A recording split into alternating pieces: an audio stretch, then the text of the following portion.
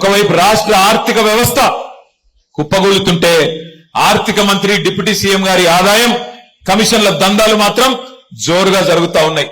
ముగ్గురు మొనగాళ్లు కాదు, ముగ్గురు మోసగాళ్ల నాయకత్వంలో ఖమ్మం జిల్లా ఈ రోజు దివాలా తీసే పరిస్థితి వచ్చింది. వాళ్ళకు అర్థమైపోయింది.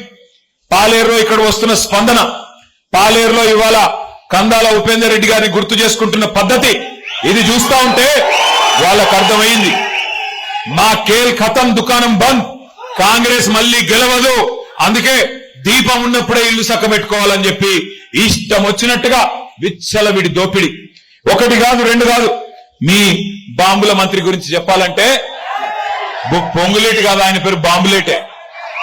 ఆయన గురించి చెప్పాలంటే ఎంత సంపాదించాడంటే, ఆ నోట్లు లెక్కబెట్టే మెషిన్లు ఉంటాయి చూడు, నోట్లు లెక్కబెట్టే మెషిన్లు కూడా అలసిపోయేంత అక్రమ సంపాదన మీ మంత్రి గారు. ఒకటి కాదు, రెండు కాదు.